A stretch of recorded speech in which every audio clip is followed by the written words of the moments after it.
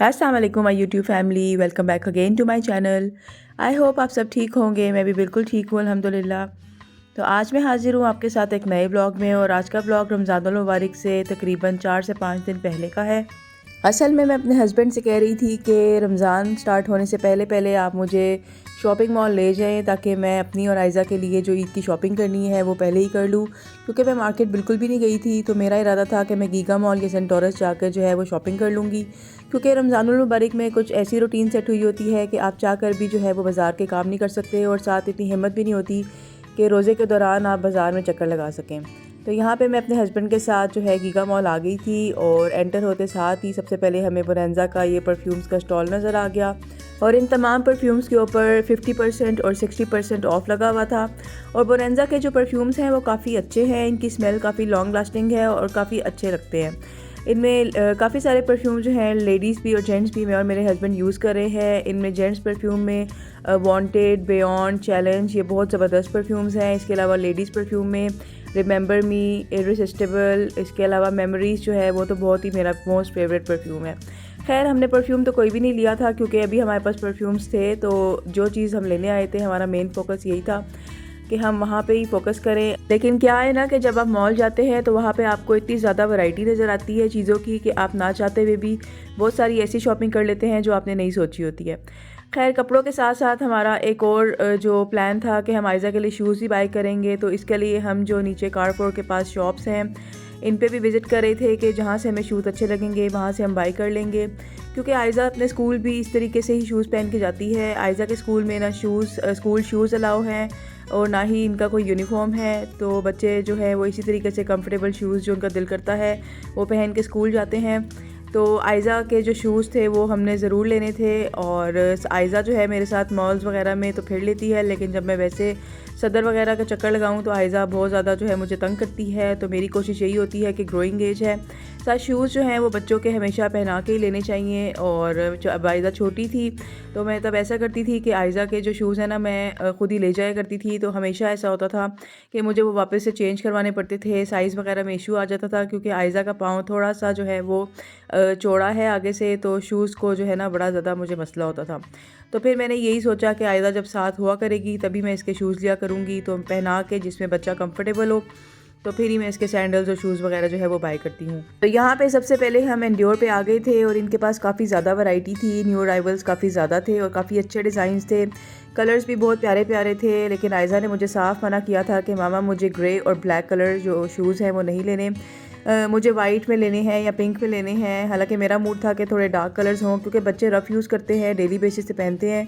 तो शूज़ जो light colours के हैं वो बहुत ज़्यादा जो है ना वो डर्टी हो जाते हैं, तो अच्छे नहीं लगते हैं। तो ये कि वॉशेबल होते हैं, आपको वॉश करने में कोई प्रॉब्लम नहीं होती है, लेकिन ज़ाहिर है आप इनको डेली बेसिस पे तो वॉश नहीं कर सकते हैं। तो बस मेरा मूड था कि थोड़े लाइट कलर्स ना हो, लेकिन आयज़ा को था कि नहीं मामा मुझे पिंक कलर में या वाइट कलर में ले रही है। तो वाइट तो मैंने बिल्कुल उसको नो कह दिया।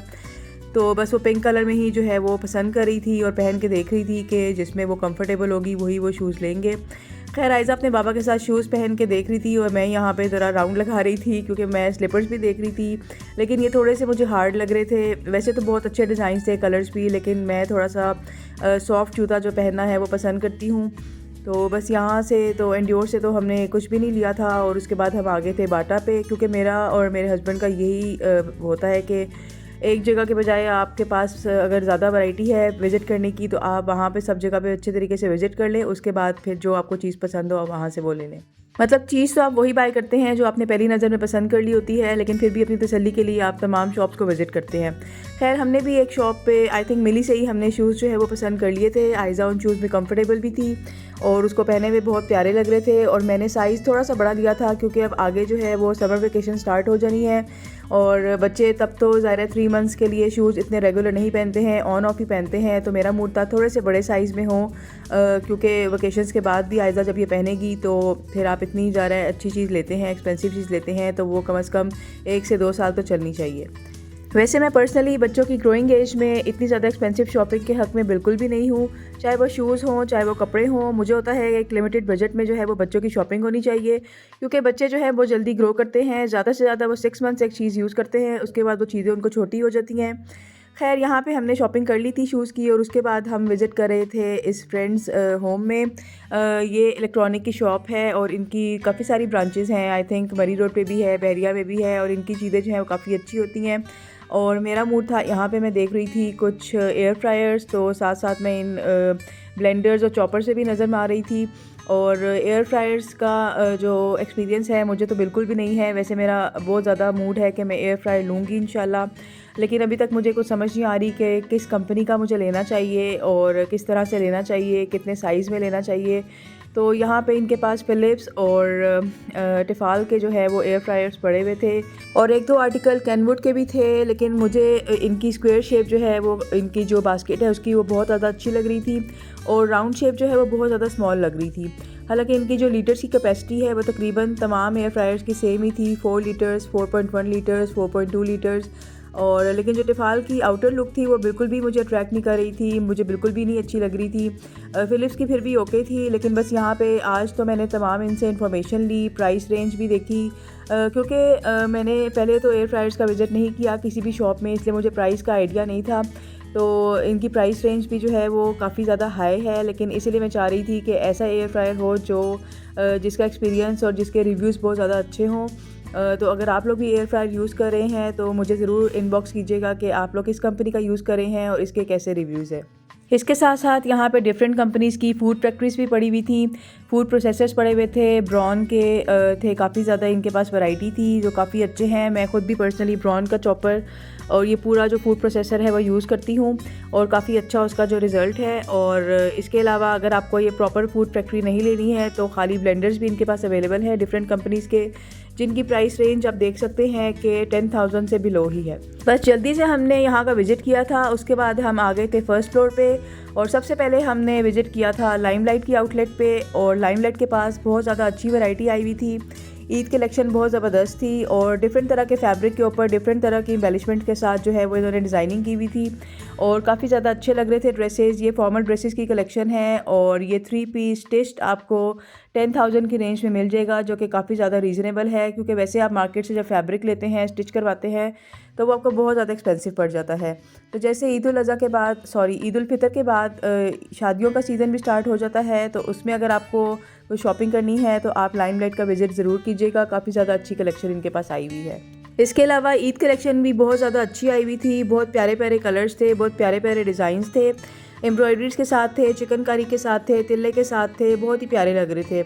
और अब चूँकि ईद जो है वो अप्रैल में आएगी, तो मौसम जो है वो काफ़ी ज़्यादा अच्छा होगा, ना बहुत ठंडा होगा ना बहुत गर्म होगा, तो फैब्रिक की ज़्यादा टेंशन नहीं होगी कि मोटा फैब्रिक इस्तेमाल करें या पतला फैब्रिक इस्तेमाल करें, तो मिक्स फैब्रिक जो है वो चल जाएगा, क्योंकि बहुत ज़्यादा गर्मी में जो इस तरह के हैवी और फैंसी कपड़े मुझसे तो बिल्कुल भी नहीं पहने जाते हैं।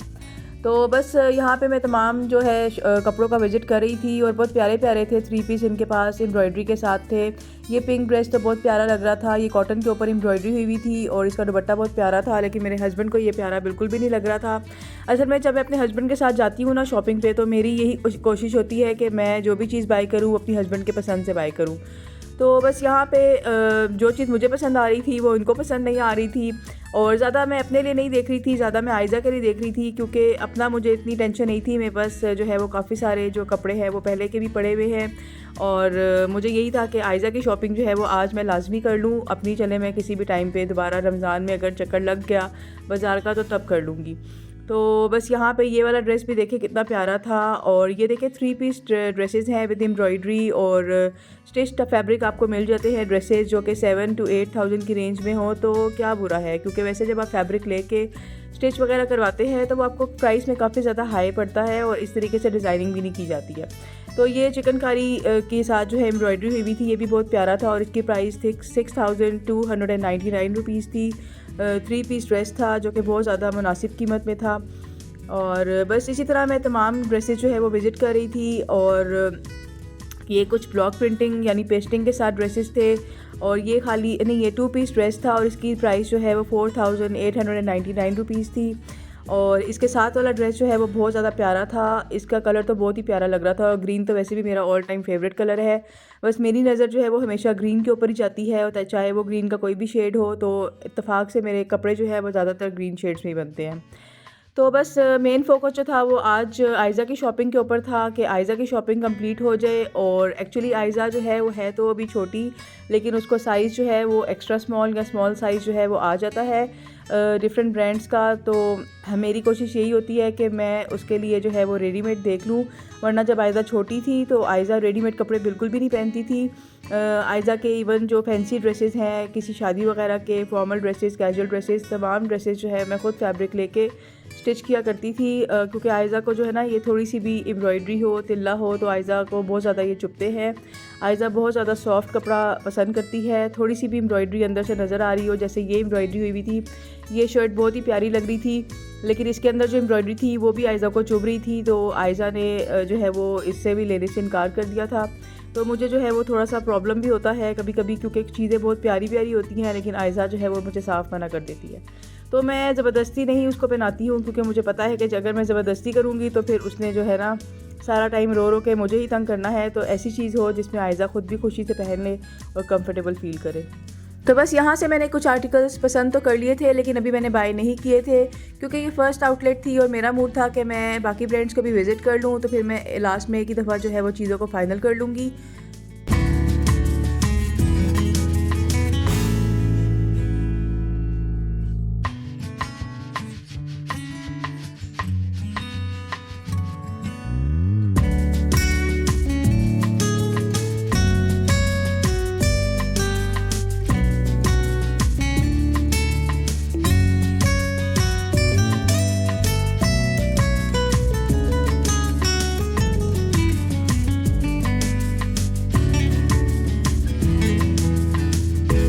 लाइमलाइट से विज़िट करने के बाद हम आ गए थे जनरेशंस पे, और जनरेशंस के पास भी बहुत ज़्यादा अच्छी वैरायटी होती है।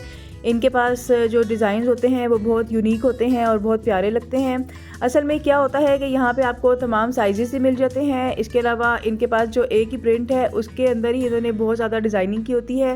जैसे एक ही प्रिंट का इन्होंने लॉन्ग फ्रॉक भी बनाया होगा, शलवार कमीज़ भी बनाई होगी, ट्राउज़र शर्ट भी बनाई होगी, खाली शर्ट्स भी होंगी, खाली फ्रॉक्स भी होंगे, कुछ कलियों वाले फ्रॉक्स भी होंगे। मतलब एक ही प्रिंट के इन्होंने बहुत ज़्यादा डिज़ाइनिंग की होती है, तो बहुत ज़्यादा वैरायटी होती है। तो यहाँ पे हम जनरेशंस पे विज़िट कर रहे थे। कुछ ट्राउज़र्स के साथ ड्रेसेस थे, कुछ शलवार के साथ थे, कुछ गरारों के साथ थे।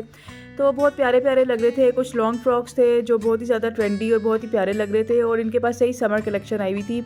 जैसा कि आप देख सकते हैं कि इनके पास रेड, येलो, ऑरेंज, मतलब बहुत ही प्यारे समरी कलर्स थे और बहुत ही प्यारे प्यारे प्रिंट्स थे। तो जनरेशंस की वैरायटी जो है मुझे तो पर्सनली बहुत ज़्यादा अच्छी लगती है। इसके अलावा बाकी तमाम ब्रांड्स का भी मैंने विज़िट किया था, लेकिन तमाम जगहों पे वीडियो शूट करना मेरे लिए पॉसिबल नहीं था, क्योंकि रमज़ान स्टार्ट होने में थोड़े से दिन ही रह गए हैं और मॉल्स वगैरह में भी बहुत ज़्यादा रश था, जैसा कि आप देख सकते हैं। तो तमाम जगहों पे वीडियो शूट करना पॉसिबल नहीं था। तो इसके अलावा हम खुद भी बहुत ज़्यादा टायर्ड थे, तो अब कुछ रिफ़्रेशमेंट की भी ज़रूरत थी। तो हम यहाँ पे कॉफ़ी प्लेनेट पे आ गए थे, और मुझे तो कॉफ़ी वगैरह की कुछ भी तलब नहीं हो रही थी। मेरा तो दिल कर रहा था कि मैं कोई ठंडी सी चीज़ खाऊं, जैसे आइसक्रीम या कोई ठंडा जूस लूं, क्योंकि एक तो मॉल्स में हीटिंग इतनी ज़्यादा होती है और आप वॉक करके इतने एग्जॉस्ट हो जाते हैं कि आपको वैसे ही गर्मी लगना शुरू हो जाती है।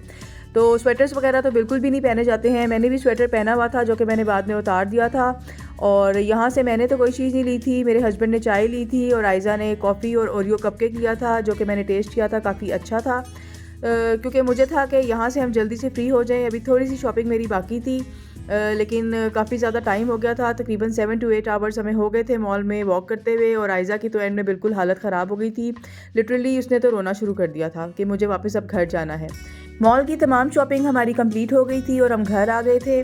अब यहाँ पे मैं आपके साथ कुछ अनस्टिच यानी लूज़ फैब्रिक की अपनी कलेक्शन शेयर करने लगी हूँ, जो कि मैंने आयज़ा के लिए शॉपिंग की हुई है। ये लूज़ फैब्रिक है और इसकी डिज़ाइनिंग करके इनको मैं खुद स्टिच करूँगी, और ये लॉन फैब्रिक है।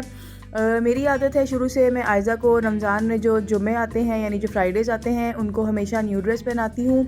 आयज़ा छोटी सी थी तो तब से मैंने ये आदत डेवलप की हुई है कि मैं ख़ुद उसको खुद स्टिच करके फ्राइडेज़ को जो है वो न्यू ड्रेस पहनाती थी। इस तरीके से उसको भी आदत है और मुझे भी बहुत ज़्यादा अच्छा लगता है जब बच्चे या बड़े जो है फ्राइडे को न्यू ड्रेस पहनते हैं, ख़ास तौर पे रमज़ानुल मुबारक में। तो ये जो लूज़ फैब्रिक है ये मैंने राबी सेंटर से लिया हुआ है, और आजकल जैसे कि मार्केट में लॉन आ गई हुई है तो ये लॉन फैब्रिक ही है। और जो पिंक वाली है वो मैंने शर्ट पीस लिया था, उसको मैं वाइट ट्राउज़र के साथ पेयर करूँगी। और जो ये फिरोज़ी सा रंग है, ये बहुत ही प्यारा सा कलर है, ये मैंने 2 पीस लिया था, यानी मैं ट्राउज़र और शर्ट इसकी बनाऊँगी। ये एक शर्ट पीस मुझे साया से पसंद आ गई थी और ये बहुत ही प्यारा फैब्रिक था और बहुत ही प्यारा इसका कलर था, टील कलर था और विस्कोस फैब्रिक था। इसके अलावा इसके ऊपर जैकार्ड डिज़ाइन था जो बहुत ही प्यारा लग रहा था और ये बहुत ही ज़्यादा सॉफ्ट और बहुत ही प्यारा फैब्रिक था। बिल्कुल भी इसमें चुभन नहीं थी क्योंकि जैसा कि मैंने आपको बताया है कि आयज़ा जो है बहुत ज़्यादा सॉफ्ट कपड़े पसंद करती है, तो मुझे उसके लिए शॉपिंग करते हुए बहुत ज़्यादा इन तमाम चीज़ों को ध्यान में रखना पड़ता है कि ऐसी चीज़ मैं बनाऊँ जो बहुत ज़्यादा सॉफ्ट हो और उसमें कहीं से भी कोई भी चुभन ना हो। तो ये उसको बहुत ज़्यादा पसंद आया था और ये शर्ट पीस है। तो अब मैं इसकी जो डिज़ाइनिंग करूँगी इंशाल्लाह आपके साथ ज़रूर शेयर करूँगी और जब आयज़ा पहनेगी तो तब भी मैं आपके साथ ज़रूर शेयर करूँगी। एक ड्रेस मैं उसका स्टिच कर चुकी हूँ जो कि उसने फ्राइडे को पहन लिया था और उसकी जो पिक्चर है वो मैं इंशाल्लाह नेक्स्ट व्लॉग में आपके साथ ज़रूर शेयर करूँगी कि उसको मैंने किस तरीके से स्टिच किया था और किस तरीके से डिज़ाइन किया था।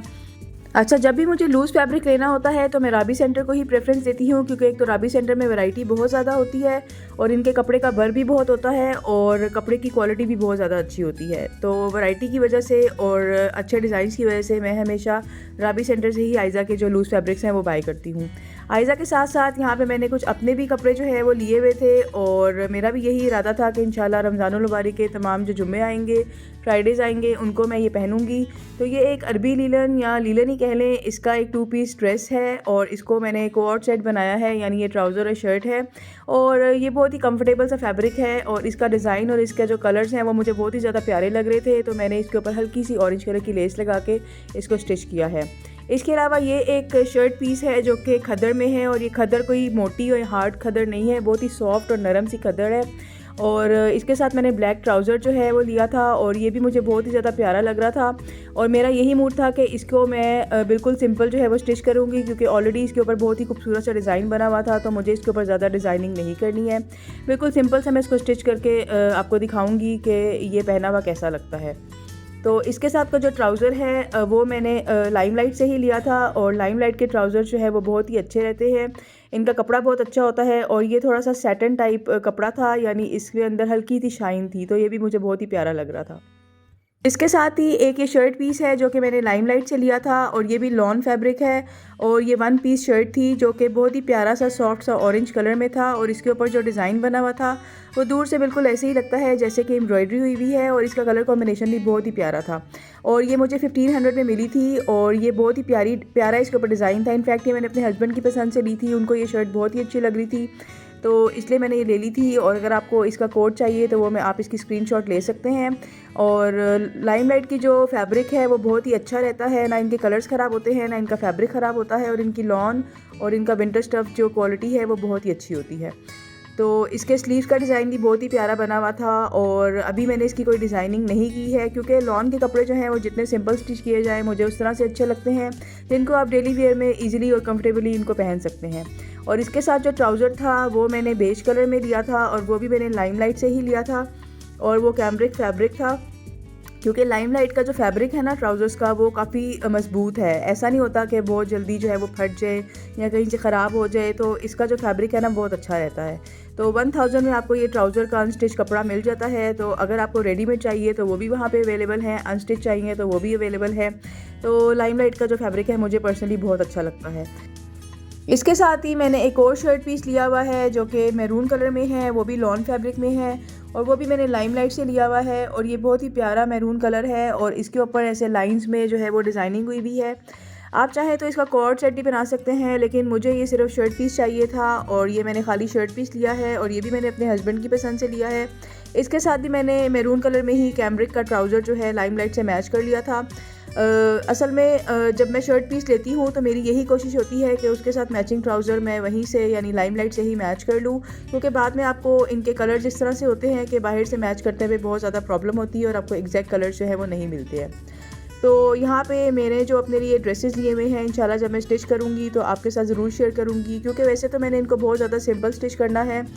गर्मियों में और ख़ास तौर पे जैसे कि हम हाउस वाइफ्स हैं, सारा दिन हमें किचन के कामों में और घर के कामों में बिज़ी रहना पड़ता है, दूसरा गर्मी भी बहुत ज़्यादा होती है, तो मैं तो प्रेफर करती हूँ कि आपके जो लॉन के कपड़े हैं ख़ास तौर पे वो जितनी ज़्यादा सिंपल और जितने कम डिज़ाइनिंग के साथ बने हुए हों वो आपके लिए इजी रहता है, आप उसमें कंफर्टेबल फील करते हैं और आपको ज़्यादा प्रॉब्लम भी नहीं होती है काम शाम करते हुए। तो बस यही मेरी तमाम शॉपिंग थी, बाकी जो ईद की शॉपिंग की हुई है इंशाल्लाह ईद पे आपके साथ शेयर करूँगी। अगर आप मेरे चैनल पे न्यू हैं तो चैनल को सब्सक्राइब करें। वीडियो आपको अच्छी लगी है तो इसको लाइक ज़रूर कीजिएगा। अपना ख्याल रखिएगा। अल्लाह हाफिज़।